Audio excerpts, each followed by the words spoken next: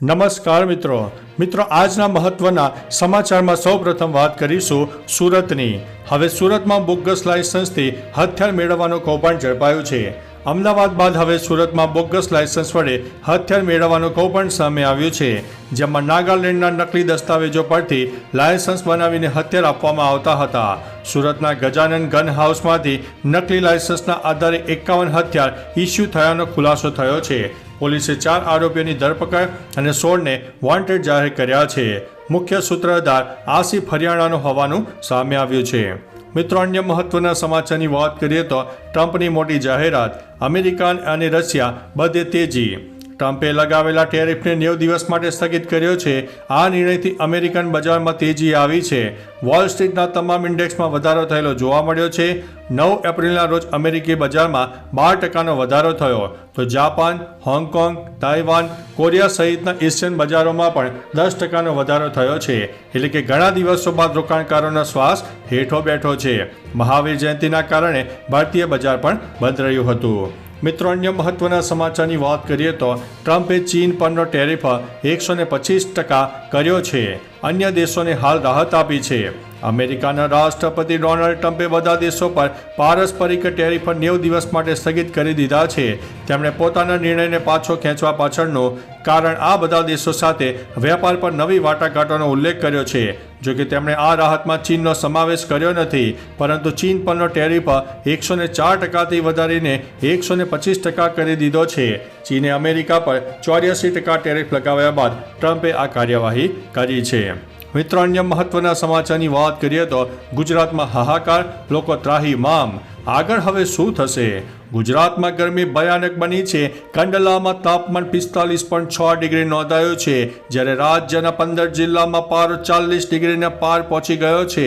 કચ્છ અને ભાવનગરમાં severe હીટવેવનું alert આપવામાં આવ્યું છે। રાજકોટ, પોરબંદર, સુરેન્દ્રનગર સહિત 9 જિલ્લામાં ઓરેન્જ એલર્ટ આપવામાં આવ્યું હતું। રાજકોટમાં 45.2, અમદાવાદમાં 43.2 અને સુરેન્દ્રનગરમાં 43.8 ડિગ્રી તાપમાન નોંધાયું હતું। જો એપ્રિલની શરૂઆત આવી જ રહેશે તો હવે આવનારા દિવસો કેવા રહેશે?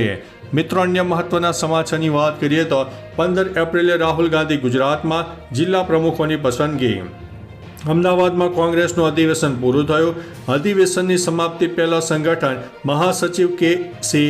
વેણુગોપાલે જણાવ્યું કે રાહુલ ગાંધી દરેક રાજ્યમાં વર્કશોપ કરશે। જિલ્લા સમિતિઓને સત્તા આપવા અને જવાબદારી નક્કી કરવા રાહુલ ગાંધી 15 એપ્રિલથી ગુજરાતથી પ્રારંભ કરશે। જિલ્લા પ્રમુખોની પસંદગી શરૂ થશે। 15 એપ્રિલે રાહુલ ગાંધી ગુજરાતમાં પહેલા પોલિટિકલ અફેર્સ કમિટીની બેઠક કરશે। મિત્રો, અન્ય મહત્વના સમાચારની વાત કરીએ તો કોંગ્રેસની સરકાર આવશે તો 50% અનામતની દિવાલ તોડીશું। અમદાવાદમાં કોંગ્રેસ અધિવેશન દરમિયાન રાહુલ ગાંધીએ કહ્યું છે કે કોંગ્રેસની સરકાર આવશે તો અનામત પર લાગેલી 50% મર્યાદાની દિવાલ તોડી નાખીશું। તેલંગાણાનું ઉદાહરણ આપીને રાહુલ મોદી ઉપરાંત આરએસએસ પર પ્રહારો કર્યા હતા। તેમણે જાતિગત ગણતરીનો વિરોધ કર્યો છે। રાહુલે કાર્યકરોને બબ્બરશેર કહ્યા અને કહ્યું કે આ લડાઈ વિચારધારાની છે અને બંધારણ તેમને બદલાવ લાવવાની શક્તિ આપે છે। મિત્રો, અન્ય મહત્વના સમાચારની વાત કરીએ તો ટ્રમ્પની ઈરાન અને ધમકી, વધુ એક યુદ્ધના એંધાણ। ડોનાલ્ડ ટ્રમ્પે ઈરાન અને પરમાણુ કાર્યક્રમ બંધ ન કરવા મામલે સૈન્ય કાર્યવાહી કરવાની ધમકી આપી છે। ટ્રમ્પે કહ્યું છે કે ઇઝરાયલ આ ઘટનામાં મુખ્ય ભૂમિકા ભજવશે। ઓવલ ઓફિસમાં મીડિયા સમક્ષ ટ્રમ્પે કહ્યું કે ઈરાન પરમાણુ હથિયાર રાખી ન શકે। જો ઈરાન આમાં સંમત નહીં થાય તો યુદ્ધ માટે અમેરિકા તૈયાર છે। શનિવારથી અમેરિકા ઈરાન પરમાણુ યુદ્ધ કાર્યક્રમ મુદ્દે સીધી વાતચીત કરવાના છે। હવે બધાની નજર તેમના ઉપર છે। મિત્રો, અન્ય મહત્વના સમાચારની વાત કરીએ તો ગરમીને લઈને ડીઈઓનો આદેશ। ગુજરાતમાં ભયંકર ગરમી પડી રહી છે। આ વચ્ચે રાજકોટમાં તાપમાનનો પારો 44 ડિગ્રીને પાર પહોંચી ગયો છે। દરમિયાન રાજકોટ શહેર અને જિલ્લાની શાળાનો સમય સવારે 7 થી 11 કરવા માટે ડીઈઓને આદેશ આપી દેવામાં આવ્યો છે। હીટવેવના કારણે રાજકોટના ઇન્ચાર્જ જિલ્લા શિક્ષણ અધિકારી કિરીટસિંહ પરમારે રાજકોટ શહેર અને જિલ્લાની તમામ શાળામાં વિદ્યાર્થીઓનો સમય સવારે 7 થી 11 વાગ્યા કરવાનો આદેશ આપ્યો છે। મિત્રો, અન્ય મહત્વના સમાચારની વાત કરીએ તો ભારતે બાંગ્લાદેશને ટ્રાન્સશિપમેન્ટ સુવિધા બંધ કરી છે। ભારતે બાંગ્લાદેશને અપાતી ટ્રાન્સશિપમેન્ટ સુવિધા તાત્કાલિક અસરથી રદ કરી છે। હવે બાંગ્લાદેશ ત્રીજા દેશોમાં નિકાસ માટે ભારતીય ભૂમિના કસ્ટમ સ્ટેશનોનો ઉપયોગ નહીં કરી શકે.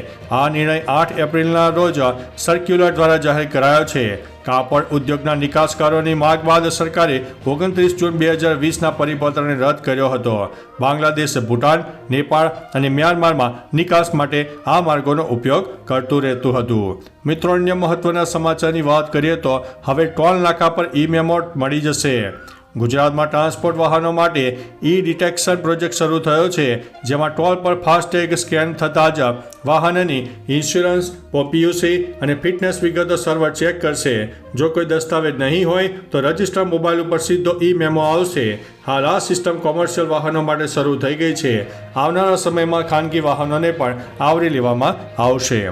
મિત્રો, અન્ય મહત્વના સમાચારની વાત કરીએ તો યુરોપે અમેરિકા પર $23 અબજ ટેરિફ લાદ્યો છે. યુરોપિયન યુનિયને યુએસ ટેરિફના જવાબમાં $23 અબજ અમેરિકન ઉત્પાદનો પર ટેરિફ લાદ્યો છે.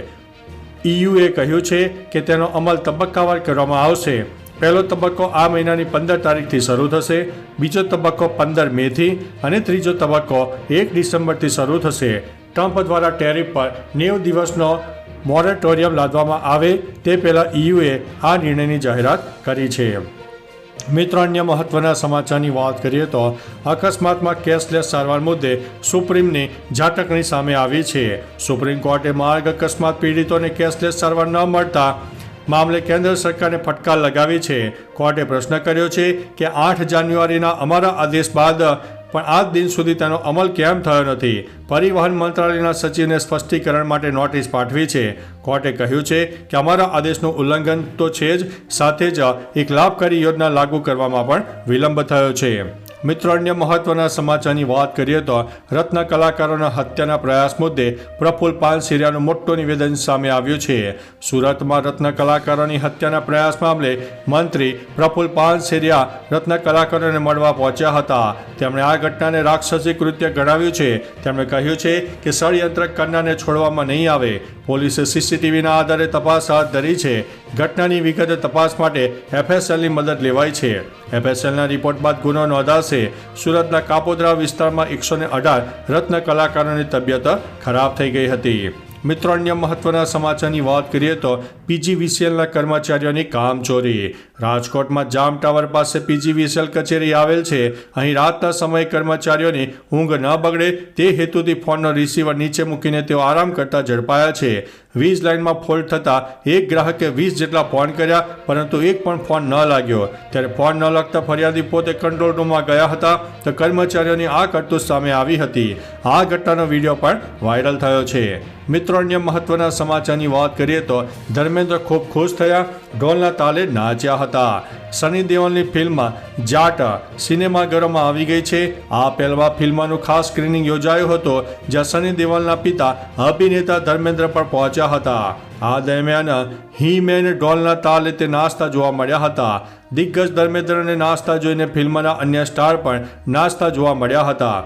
89 વર્ષની ઉંમરે પર ધર્મેન્દ્રએ આ રીતે નાચતા જોઈને તેમના ફેન્સ રાજી થયા હતા. મિત્રો, અન્ય મહત્વના સમાચારની વાત કરીએ તો LA ઓલિમ્પિક્સમાં ક્રિકેટનું ફોર્મેટ નક્કી થયું. લોસ એન્જલસ 2028 ઓલિમ્પિકમાં ક્રિકેટ સ્પર્ધાઓ T20 ફોર્મેટમાં યોજાશે. પુરુષો અને મહિલાઓની શ્રેણીમાં 6 ટીમો ભાગ લેશે. IOCએ બંને શ્રેણીઓ માટે 90 ક્રિકેટરોનો કોટા નક્કી કર્યો છે, એટલે કે દરેક ટીમમાંથી 15 ખેલાડીઓ હશે. T20 રેન્કિંગમાંથી ટોચની 6 ટીમો ઓલિમ્પિકમાં ભાગ લે તેવી શક્યતા છે. છેલ્લે ગ્રેટ બ્રિટન અને ફ્રાન્સ વચ્ચે ક્રિકેટ મેચ 1900ના પેરિસ ઓલિમ્પિકમાં રમાઈ હતી. તો ચાલો મિત્રો, ફરીથી દેશ અને દુનિયાના સુપરફાસ્ટ સમાચાર લઈને મળતા રહીશો. ત્યાં સુધી અમને રજા આપશો. નમસ્તે.